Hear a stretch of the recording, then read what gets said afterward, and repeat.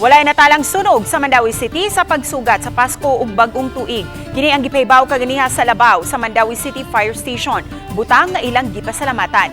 Gikan sa Disyembre 24 hangtod Enero 1, walay fire incident nga natala sa tibuok Dakbayan.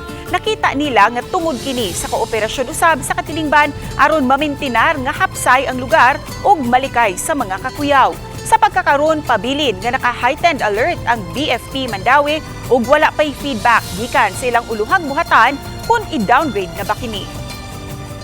Ang community gyud nga amping gyud sila sa ilang mga panimalay nila, and sa atong part pod sa Bureau of Fire and sa atong mga fire volunteers nagkandak yun ta og roving sa community, sa naghatag tag mga fire safety tips, and with the help of the kanang mga force multipliers nato. Pilgrim image ni Senyor Santo Niño sa Basilica Minore del Santo Niño gikinahanglang mobisita sa Dakbayan sa Talisay karong Huwebes, Enero 4. Ang pagduaw sa pilgrim image sa mga jail facilities sa Sugbo tipik sumabot ng pistahan sa Senyor. Nangandam na ang City of Talisay Traffic Operation Development Authority, City Tuda, alang sa paspas ug hapsay nga rota sa motorkada.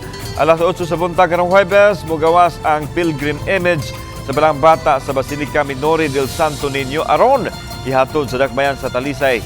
Subay sa Natal Subacalso Avenue, musubay ang motorcade sa mga daan sa Inbacalso, Sangi sa Tabunok, San Isidro, dayon sa Cebu South Coastal Road ug ihapit sa Cebu South Medical Center usa ka public hospital.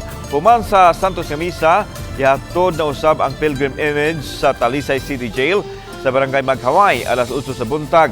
Sa pagka-Biyernes, ihatod ang imahin sa Mandawi City agi sa Barangay Mohon, Dumlog, Poblasyon, Kansuhong, Tangki ug San Roque ug sa Cebu South Coastal Road. Wala tay mahitabo nga rerouting apan ato lang hangyo lang sa ato nga mga kaigsuonan kay ato maning gipaningkamutan nga dili mabalda sa traffic ang maong pag motorcade paingon din sa Talisay o paingon gadto sa iyang mga destinasyon. So dunay temporary nga pag-unong sa mga sakyanan, tagaan na to og priority ang convoy nga makaagi og una dinhi sa atong mga kadalanan hangtod paingon silang destinasyon.